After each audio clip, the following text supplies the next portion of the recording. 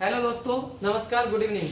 आज हम लोग संघर्ष श्रृंखला के तीसरे दिन में फिर से आगे इसी श्रृंखला में आगे बढ़ाएंगे। क्वेश्चन नंबर 231 तक हम लोग कर लिए थे, उससे आगे और प्रश्न को देखेंगे और आगे सोल्व करेंगे। देखिए,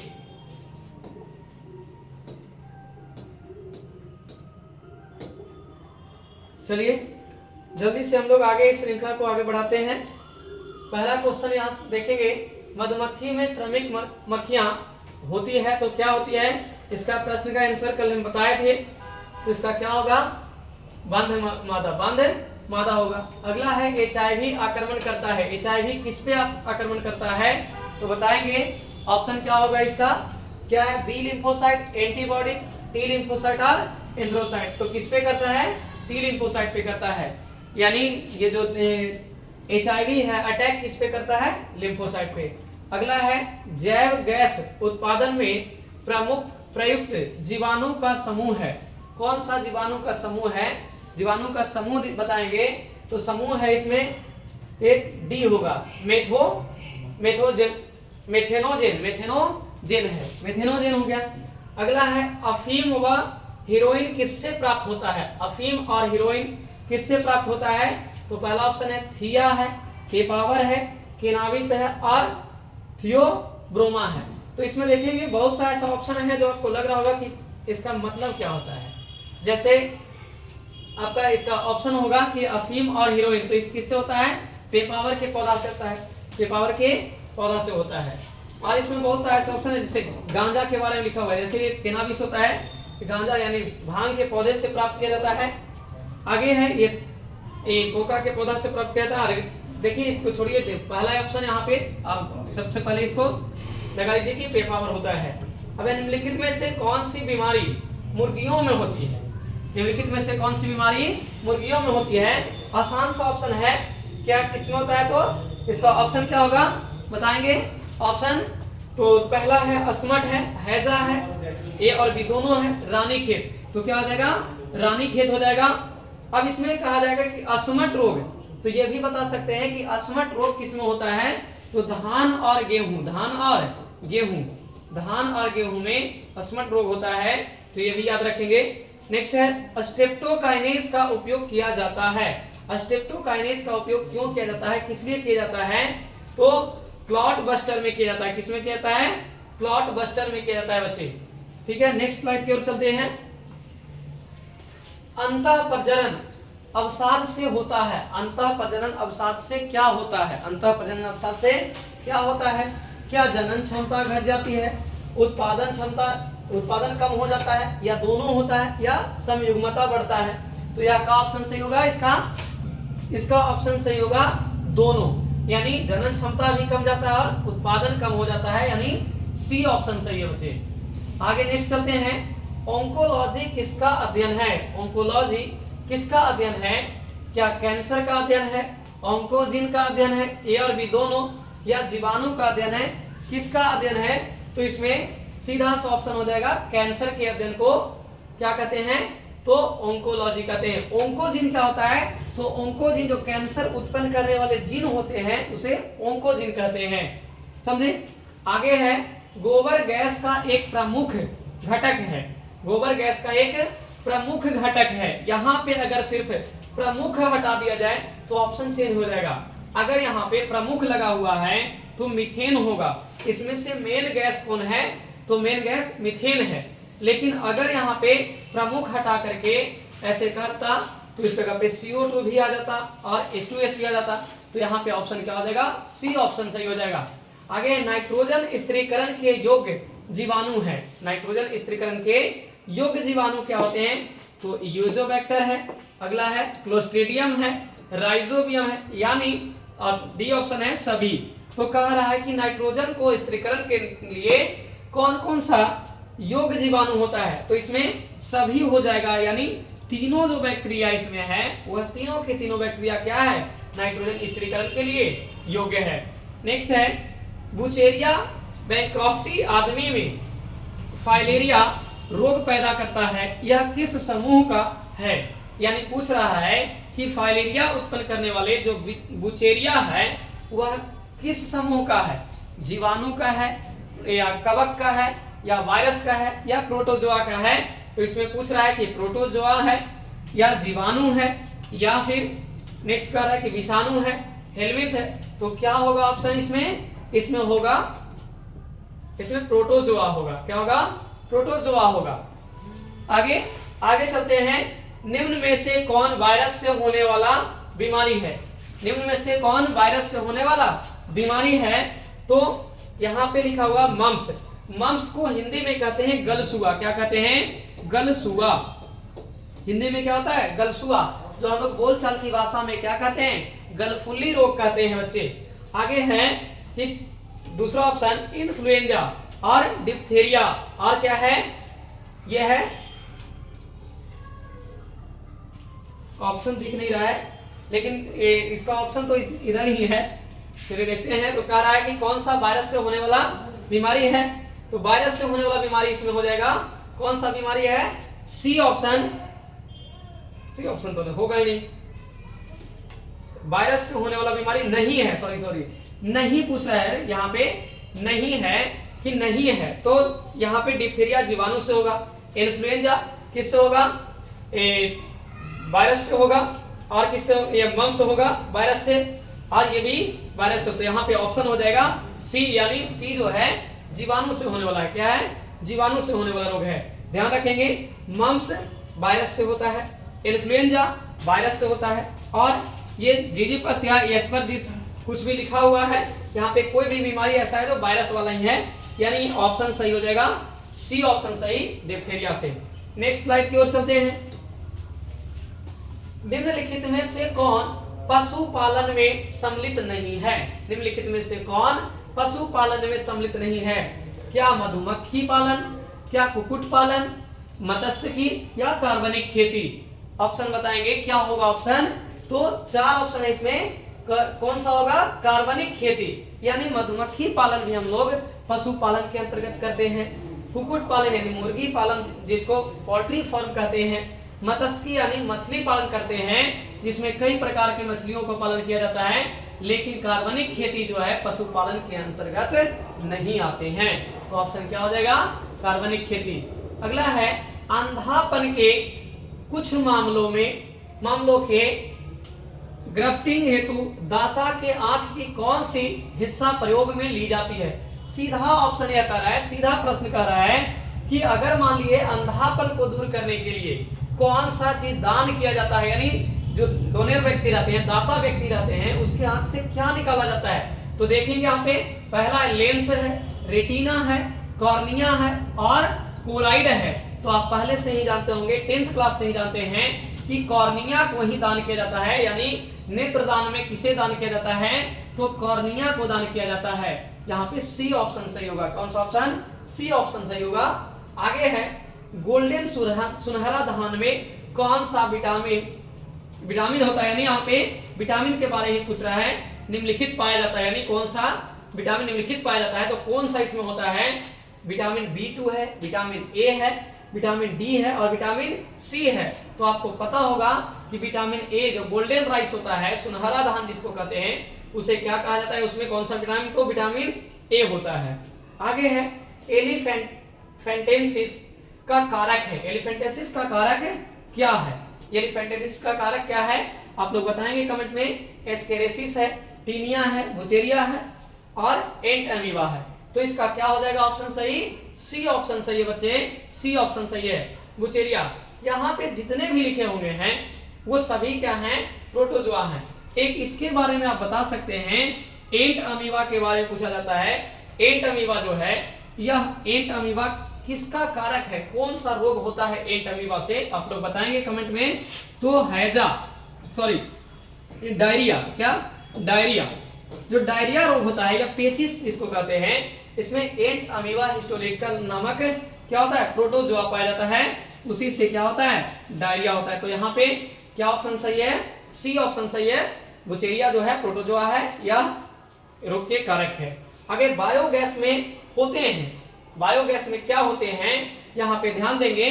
ध्यान देने वाली बात इसलिए है कि अगर यहाँ पे बायोगैस में प्रमुख लगा होता कि प्रमुख बायोगैस में कौन सा होता है? बायोगैस में प्रमुख कौन सा होता है, तो यहाँ पे आंसर बदल जाता, लेकिन यहाँ पे क्या नहीं लगा हुआ है, प्रमुख नहीं लगा हुआ है। पूछ रहा है कि बायोगैस में कौन कौन से गैस होते हैं, तो CO2 भी होता है, H2S भी होता है और CH4 भी होता है, यानी डी ऑप्शन सही है, डी ऑप्शन सही है। अगर यहाँ पे प्रमुख लगता तो आप लोग बताएंगे कि प्रमुख लगता तो क्या होता, इसमें प्रमुख लगता तो CH4 सिर्फ होता, क्या होता, CH4 यानी मीथेन जो होता है बायोगैस में मेन होता है। ऐसे यहाँ पे तीनों हो जाएगा, यानी डी ऑप्शन इसका सही हो जाएगा। आगे, प्रत्येक पादप कोशिका से पूर्ण पौधा बन सकता है, इस क्षमता को कहते हैं, यानी प्रत्येक पादप से पूर्ण यानी कोशिका से पूरा पौधा बन जाए तो उसे क्या कहते हैं, क्या क्लोनिंग कहते हैं या सोमा क्लोनन कहते हैं या इनमें सभी, या टोटिपोटेंसी कहते हैं, तो सीधा ऑप्शन सा हो जाएगा टोटिपोटेंसी। यानी टोटिपोटेंसी जो प्रोसेस है इसमें क्या होता है, तो एक छोटी सी कोशिका से पूर्ण पादप बन जाता है, पूर्ण पादप बन जाता है। क्लोनिंग से यह प्रतिलिपिकरण किया जाता है, नए पौधे बनाए जाते हैं। आगे सोमा क्लोनल तो जानते ही हैं, उत्तक संवर्धन, उत्तक संवर्धन से जो पौधा बनता है उसे क्या कहा जाता है, सोमा क्लोनल कहा जाता है। आगे नेक्स्ट क्वेश्चन की ओर चलते हैं। नेक्स्ट क्वेश्चन है पास्चराइजेशन में गर्म करते हैं, क्वेश्चन यहाँ देख लीजिए, आगे ऑप्शन अगले स्लाइड में है। पास्चराइजेशन में गर्म क्या करते हैं, क्या गर्म किया जाता है, आखिर पास्चराइजेशन किया क्यों जाता है, पास्चराइजेशन किया क्यों जाता है, पहले ये क्वेश्चन बताएंगे कि पास्चराइजेशन क्यों किया जाता है। पास्चराइजेशन किया जाता है भोजन को या फिर पेय पदार्थों को, जो पीने वाले पदार्थ है उसे सुरक्षित रखने के लिए, प्रिजर्व करने के लिए पास्चराइजेशन किया जाता है। तो इसमें ऑप्शन है केवल दूध को किया जाता है क्या पास्चराइजेशन, क्या किसी भी तरल को 100 डिग्री सेल्सियस से ऊपर, किसी भी तरल को 700 डिग्री सेल्सियस से ऊपर, या किसी भी तरल को 700 से 800 डिग्री पर गर्म किया जाता है, यानी यही सही है। पास्चराइजेशन में क्या किया जाता है कि हम लोग किसी भी, जैसे दूध को अगर मान लीजिए पास्चराइजेशन करना है तो उसको पहले बहुत ज्यादा गर्म करते हैं और ठंडा कर दिया जाता है, अचानक से उसे ठंडा किया जाता है, वही प्रोसेस क्या कहलाता है, पास्चराइजेशन कहलाता है। आगे है टी लिम्फोसाइट उत्पन्न होता है, टी लिम्फोसाइट उत्पन्न होता है, किसमें उत्पन्न होता है, तो यहाँ पे बता देंगे कि टी लिम्फोसाइट उत्पन्न कहाँ पूछ रहा है, ऐसा नहीं पूछ रहा है यहाँ पे परिपक्व कहाँ होता है, पूछ रहा है उत्पन्न होता है तो अस्थि मज्जा। आप बताएंगे कि टी लिम्फोसाइट यानी लिम्फोसाइट, लिम्फोसाइट कितने प्रकार का होता है, तो 2 प्रकार का होता है, एक होता है बी लिम्फोसाइट और एक होता है टी लिम्फोसाइट। बी लिम्फोसाइट कहाँ बनता है और टी लिम्फोसाइट कहाँ बनता है, तो दोनों लिम्फोसाइट जो है उसकी उत्पत्ति जो होती है अस्थि मज्जा से ही होती है, यानी बोन मैरो में ही होती है। लेकिन ये टी लिम्फोसाइट इसलिए कहलाता है क्योंकि यह थाइमस ग्रंथि में जाकर के परिपक्व होता है, और यह बी लिम्फोसाइट बोन मैरो के अंदर ही परिपक्व हो जाते हैं, इसलिए इसे बी लिम्फोसाइट और इसे टी लिम्फोसाइट कहते हैं। चलिए नेक्स्ट क्वेश्चन की ओर चलते हैं, तो आंसर हो जाएगा अस्थि मज्जा से। शहद का निर्माण कौन, शहद का निर्माण कौन कराती है, शहद का निर्माण कौन कराती है, क्या नर मक्खी कराती है या रानी मक्खी कराती है या कार्यकर्ता मक्खी करती है, या भी दोनों। तो यहाँ से आसान सा ऑप्शन पीछे हम लोग किए हैं इसी श्रृंखला में कि मधुमक्खी के बारे में, तो यहाँ पे कार्यकर्ता हो जाएगा, क्या हो जाएगा, कार्यकर्ता, यानी शहद बनाने का काम किसका है, सैनिक मक्खियों का, कार्यकर्ता मक्खियों का है। रानी मक्खी का क्या कार्य बताए थे, तो यह प्रजनन करना यानी अंडे उत्पन्न करना, नेतृत्व करना, लीडरशिप करना। नर मक्खी का क्या काम है, तो बस पी करके पड़े रहना है, और क्या करना है, उसे प्रजनन में मदद करना है, प्रजनन में सहायक होता है, ऐसे काम होता है, ऐसे भी लोग पी के पड़ा रहता है। आगे है इडली एवं डोसा का आटा किस सूक्ष्मजीव के प्रयोग से बनता है, इडली और डोसा के लिए कौन सा सूक्ष्मजीव प्रयोग करते हैं, तो आसान सा ऑप्शन है क्या, ईस्ट का प्रयोग करते हैं, किसका, ईस्ट का प्रयोग करते हैं। बताइएगा लैक्टोबैसिलस, लैक्टोबैसिलस दूध से दही बनाने के लिए, दूध से दही बनाने के लिए लैक्टोबैसिलस जीवाणु का प्रयोग होता है, लैक्टोबैसिलस जीवाणु का प्रयोग होता है। यहाँ पे ऑप्शन क्या हो जाएगा, ईस्ट हो जाएगा। मिट्टी को उपजाऊ बनाने में सहायक है, मिट्टी को उपजाऊ बनाने में क्या सहायक है, क्या कीटनाशक, कीटनाशक छीटेंगे तो क्या उससे मिट्टी उपजाऊ बनेगा, जैविक खाद। आगे है ईस्ट और इनमें से सभी, तो क्या हो जाएगा ऑप्शन सही, ये ऑप्शन हो जाएगा बी सही हो जाएगा, बी, ऑप्शन बी सही हो जाएगा, यानी जैविक खाद जो गोबर से या कंपोस्ट खाद जिसे कहते हैं, उससे क्या होता है, मिट्टी की उपजाऊ क्षमता बढ़ती है, मिट्टी की उपजाऊ क्षमता बढ़ती है। नेक्स्ट क्वेश्चन है, एड्स बीमारी में HIV किस कोशिका को नष्ट करता है? एड्स जो बीमारी है उसमें HIV किस कोशिका को नष्ट करता है? क्या बी लिम्फोसाइट को करता है, सी लिम्फोसाइट सी कोशिका को करता है, या T4 लिम्फोसाइट, या ये भी दोनों? तो ऑप्शन सी के साथ जाएंगे यहाँ पे। क्या है, T4 लिम्फोसाइट को जो कैंसर की जो कोशिका है, HIV की जो कोशिका है, क्या करती है, उसे नष्ट करती है, यानी समाप्त कर देती है। आगे क्वेश्चन है, ओंकोजिन इनमें से किसके लिए उत्तरदायी है? ओंकोजिन नेक्स्ट स्लाइड में देखते हैं। ओंकोजिन, यहाँ पे ओंकोजिन क्वेश्चन 55 है, ओंकोजिन इनमें से किसके लिए उत्तरदायी है? ऑप्शन इसका है 55। चलिए ऑप्शन क्वेश्चन कट गया है। नेक्स्ट देखते हैं, इनमें से कौन जीवाणु जनित रोग है? कौन जीवाणु जनित रोग है, यानी जीवाणु से होने वाला रोग? जीवाणु से होने वाला रोग कौन है? तो बताइए। कुष्ठ रोग जिसको लेप्रोसी कहते हैं, जीवाणु से होता है। क्षय रोग जिसे टीबी कहा जाता है, जीवाणु से होता है। और क्या है, हैजा जो विब्रियो कॉलरी नामक जीवाणु से होता है, ये भी क्या है, जीवाणु से ही होता है। यानी चारों का चारों ऑप्शन सही है, यानी इनमें से सभी हो जाएगा ऑप्शन सही, इनमें से सभी हो जाएगा, डी ऑप्शन सही हो जाएगा। यानी इसमें से सभी रोग जो हैं जीवाणु जनित रोग हैं। यहीं पे बताते चलेंगे कि क्षय रोग जो है, यानी जिसको हम लोग टीबी कहते हैं, तपेदिक कहते हैं, बता सकते हैं टीबी किस जीवाणु से होता है? टीबी किस जीवाणु से होता है? तो माइक्रोबैक्टीरियम ट्यूबरकुलोसिस, माइक्रोबैक्टीरियम ट्यूबरकुलोसिस नामक जीवाणु से क्या होता है? क्षय रोग यानी टीबी होता है। आगे है कुष्ठ रोग, तो लेप्रोसी नामक जीवाणु से होता है। हैजा विब्रियो कॉलरी से होता है, विब्रियो कॉलरी से होता है। एक क्वेश्चन और इससे बता सकते हैं कि टीबी को जो जांच किया जाता है बलगम से किया जाता है, और टीबी के लिए कौन सा टीकाकरण किया जाता है? तो आप लोग कमेंट में बताएंगे इसे कि टीबी के लिए कौन सा टीकाकरण किया जाता है, कौन सा टीका लगाया जाता है? तो टीबी के लिए BCG का टीका, BCG, इसको bacillus climate durian, bacillus climate durian कहते हैं। BCG का टीका लगाया जाता है टीबी के लिए, याद रखेंगे। आगे है, मलेरिया रोग वाहक है, यहाँ बादल नहीं वाहक होगा, वाहक। मलेरिया रोग वाहक है। मलेरिया का वाहक कौन है? किससे मलेरिया उत्पन्न होता है? तो यहाँ पे दिया हुआ है नरकिलेक्स, नहीं ये भी नहीं होगा, मादा एनोफिलीज, मादा एनोफिलीज जो है इसी से मलेरिया होता है। बी ऑप्शन सही है, बी ऑप्शन। अब नर एनोफिलीज है, ये नर एनोफिलीज तो कुछ करता ही नहीं है, यह फल के रस को चूसता है, फल के रस से अपना पेट भरता है। यह जो है खून को नहीं चूसता है, खून को नहीं चूसता है। लेकिन मादा आप जानते हैं, लेडीज यहाँ पे है, क्या है? लेडीज है, यानी मादा जो है यह रक्त को चूसती है। यानी यहाँ पे मादा एनोफिलीज मच्छर जो है वह क्या हो जाएगा? तो हो जाएगा मलेरिया के वाहक, मलेरिया के वाहक हो जाएगा। नेक्स्ट प्रश्न की ओर चलते हैं। क्या होगा नेक्स्ट प्रश्न में? बीटी कॉटन किससे प्रतिरोधी है? किससे प्रतिरोधी है? यानी बीटी कॉटन किस लिए उपयोग किया जाता है? तो यहाँ पे क्या हो जाएगा? कीट, क्या हो जाएगा? कीट हो जाएगा। ए ऑप्शन सही है। आगे अनुवांशिकी अभियांत्रिकी में प्रयुक्त आणविक कैंची है।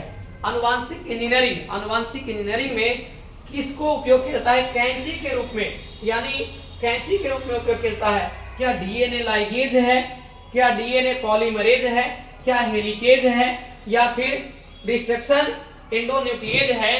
तो ऑप्शन डी हो जाएगा, डिस्ट्रक्शन एंडोन्यूक्लिएज, ऑप्शन डी हो जाएगा, डिस्ट्रक्शन एंडोन्यूक्लिएज, जिसको प्रतिबंधन एंजाइम कहते हैं, प्रतिबंधन एंजाइम कहते हैं। डीएनए लाइगेज का प्रयोग होता है किसके लिए? तो डीएनए लाइगेज का प्रयोग होता है जोड़ने के लिए, यानी डीएनए खंडों को जोड़ने के लिए किया जाता है। रेप्लिकेशन के लिए पॉलीमरेज यूज किया जाता है। आगे है, पौधे में आनुवांशिकीय अभियांत्रिकी के लिए किसका बहुताय में प्रयोग होता है? यानी आनुवांशिकी के लिए सबसे ज्यादा उपयोग किसका होता है?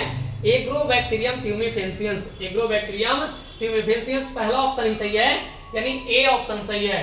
आगे है कि पीसीआर निम्न के लिए आवश्यक है। पीसीआर निम्न के लिए आवश्यक है। किसके लिए आवश्यक है? तो ऑप्शन हो जाएगा, ऑप्शन यहाँ पे बी सही है, डीएनए संवर्धन। डीएनए संवर्धन, डीएनए संवर्धन। नेक्स्ट देखते हैं। नेक्स्ट है, बॉरलॉग ने किसकी नई प्रजाति विकसित की थी? नॉर्मन बॉरलॉग की बात किया जा रहा है। आप जानते होंगे कि हरित क्रांति के जन्मदाता कहा जाता है इन्हें। यानी भारत में अगर कहा जाए कि हरित क्रांति के दाता कौन है, हरित क्रांति को लाने वाले कौन हैं, तो doctor MS Swaminathan. Doctor MS Swaminathan जो हैं भारत में हरित क्रांति के जनक माने जाते हैं। यहाँ पे डॉक्टर नॉर्मन बोरलॉग की बात किया जा रहा है, तो किसके लिए यहाँ पे कौन सा प्रजाति विकसित किए थे? तो ये गेहूं की प्रजाति विकसित किए थे, गेहूं की प्रजाति विकसित किए थे। और आगे है, जीएम पादप का फायदा है, जीएम पादप का फायदा है। यानी यहाँ पे ऑप्शन क्या हो जाएगा? तो ऑप्शन सूखा में रह सकता है, खनिज अवशोषण को नियंत्रित कर सकता है, रोग प्रतिरोधक होता है, या सभी। तो क्या हो जाएगा? डी ऑप्शन सही हो जाएगा। यहाँ पे डी ऑप्शन सही हो जाएगा। अगला क्वेश्चन है, एलिसा है। एलिसा क्या है? एलिसा क्या है? क्या आणविक कैंची है? एड्स की जांच की जाती है? दोनों या इनमें से कोई नहीं? तो एड्स एक प्रकार की जांच है, एक प्रकार की जांच है बच्चे, जो एड्स किसके लिए? तो यह जांच किया जाता है एड्स के लिए, एलिसा जांच किया जाता है एड्स के लिए, एलिसा जांच किया जाता है। आगे देखते हैं कि ट्रांसजेनिक जंतु उपयोगी है। ट्रांसजेनिक जंतु उपयोगी है, किसके लिए उपयोगी है? ट्रांसजेनिक जंतु किसके लिए उपयोगी है? ऑप्शन बताएंगे, रोग अध्ययन में, क्या रोग अध्ययन में, टीका जांच में, उत्पादन उत्पन्न करने में, या डी सभी। तो क्या ऑप्शन सही हो जाएगा? डी ऑप्शन हो जाएगा सही, इनमें से सभी, इनमें से सभी। आगे है, टीआई प्लाज्मिड किसमें पाया जाता है? टीआई प्लाज्मिड किसमें पाया जाता है? तो टीआई प्लाज्मिड पाया जाता है, जैसे यहाँ पे लिखा, एग्रोबैक्टीरियम ट्यूमेफेसियंस, ई कोलाई में, बी कोलाई में, इनमें से सभी। तो क्या ऑप्शन सही हो जाएगा? ए ऑप्शन सही हो जाएगा। एग्रोबैक्टीरियम में टीआई प्लाज्मिड होता है। आगे है क्वेश्चन, एगारोज किससे प्राप्त किया जाता है? एगारोज किससे प्राप्त किया जाता है? आगे देखेंगे ऑप्शन कि एगारोज किससे प्राप्त होता है। क्या समुद्री घास से, मक्का से और साइविन से? इनमें से कोई नहीं। तो ऑप्शन ए सही है, समुद्री घास से, समुद्री घास से एगारोज प्राप्त किया जाता है।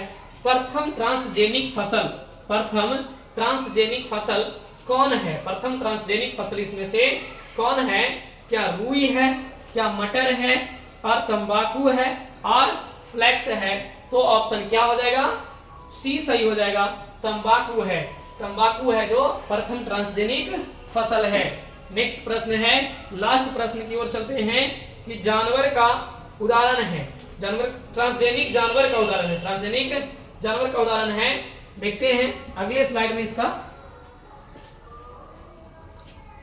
ऑप्शन ही नहीं है। चलिए बस इतना तक ही, प्रथम ट्रांसजेनिक फसल तक यहाँ, यानी 268 नंबर तक, बस यहीं तक प्रश्न करते हैं। नेक्स्ट वीडियो में आगे आएंगे और यहाँ से आगे कराया जाएगा, ये प्रश्न आगे कराया जाएगा नेक्स्ट वीडियो में।